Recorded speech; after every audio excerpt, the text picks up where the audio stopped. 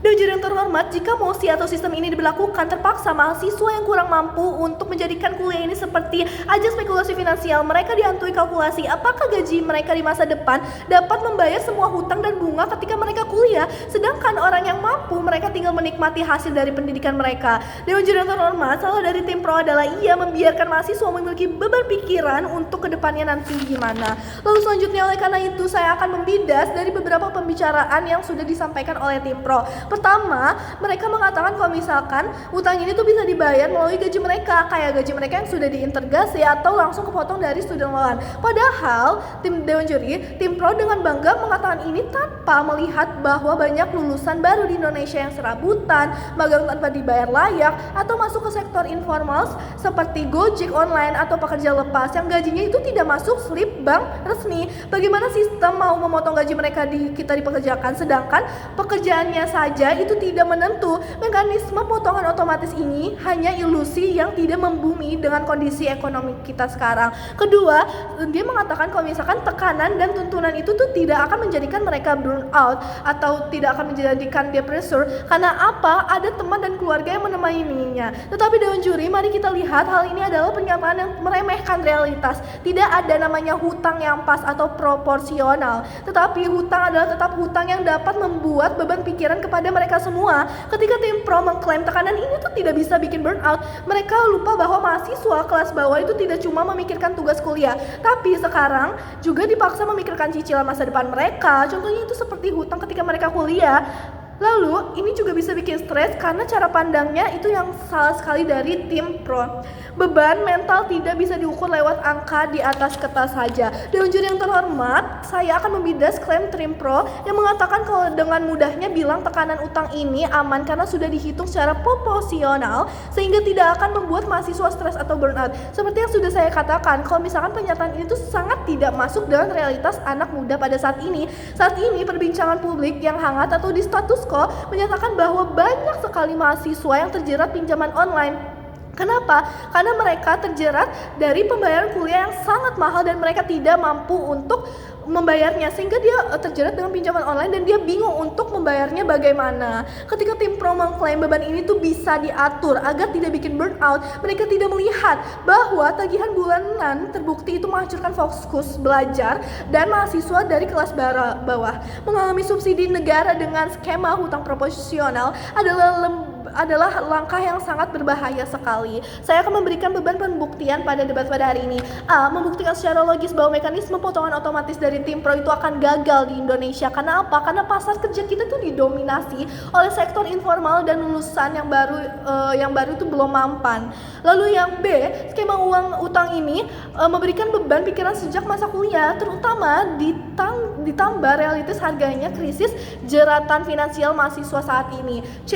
Membuktikan bahwa pembenaran subsidi dan anggaran negara adalah solusi alternatif yang jauh lebih aman bagi masa depan pendidikan tanpa perlu berhutang. Saya akan memberikan beberapa argumen. 1. Negara itu tidak boleh lepas tangan dan tim pro mengatakan dari awal kalau misalkan anggaran negara itu terbatas, jadi mahasiswa disuruh hutang saja kalau mau kuliah. Padahal itu salah banget. Pemerintah seharusnya mengelola bagaimana caranya agar di negara Indonesia ini tuh mereka dapat berkuliah dengan harga yang lebih murah, bukan malah menyuruh siswanya itu berhutang untuk berhutang dan membayarnya di masa depan. Yang kedua, itu dunia kerja nyata itu sangat keras. Tim pro membagikan atau membayarkan semua orang yang lulus kuliah itu bisa langsung dapat pekerjaan. Padahal nyatanya banyak sekali lulusan di Indonesia yang setelah lulus itu harus menganggur dulu atau kerja serabutan yang gajinya itu tidak menentu. Hal ini membuat cap rapor merah di bank itu sebelum mereka sukses. Lalu yang ketiga, utang itu bikin stres bukan bikin mandiri.